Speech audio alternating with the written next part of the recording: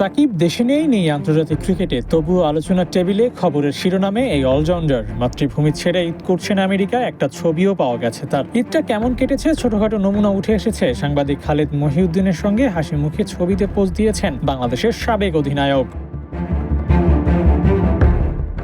সাকিবের নামের পাশে সাবেক শব্দটা একটু বেমানান। আলোচনার টপিকে যার না থাকলে ঠিকঠাক জমে ওঠে না, সেই সাকিবকে সাবেক বলা যায় কিভাবে? দেশের ক্রিকেটে না থেকেও যিনি সবচেয়ে বেশি চর্চায় থাকেন, সেই মানুষটিই তো সবচেয়ে বড় ব্র্যান্ড। কেউ জানতোই না সাকিবের বর্তমান অবস্থা কেমন। দেশ ছাড়া এই ক্রিকেটারের ঈদটাই বা কেমন কেটেছে সেসবও ছিল অজানা। কিন্তু নামটা যখন সাকিব আল হাসান, তখন আর আলাদা করে খুঁজে বেড়াতে হবে না। সাকিব কোথায় আছেন, কি করছেন, চোখের সামনে হাতে নাগালে পাবেন সবকিছু। ফেসবুকের পাতা খুললেই সবার সামনে ঘুরছে সাকিবের ঈদ ছবি। দেখে মনেই হবে না রাজ্যের চিন্তা তার মাথায়। নির্ভর নিশ্চুপ সাকিব, নামে দামে সবচেয়ে সেরাই অলরাউন্ডারকে হঠাৎ এভাবে দেখতে পাওয়াটা ভক্তদের জন্য যেন আলাদা অনুভূতির যোগান দেয়। সাকিব তো এমনই, কোথায় থাকবেন, কিভাবে থাকবেন তা জানবে না কেউ। যখন আসবেন সব লাইমলাইট কেড়ে নেবেন। 5 জনের একটা ফ্রেমে চোখটা সবার আগে গিয়ে পড়ে সাকিবের উপর।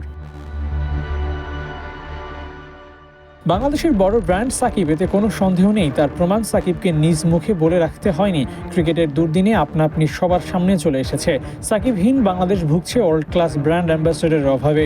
হয়তো সাকিব থাকলে বাংলাদেশের এই দুর্দিনেও ক্রিকেটের প্রতি সবার আগ্রহ থাকতো চরমে।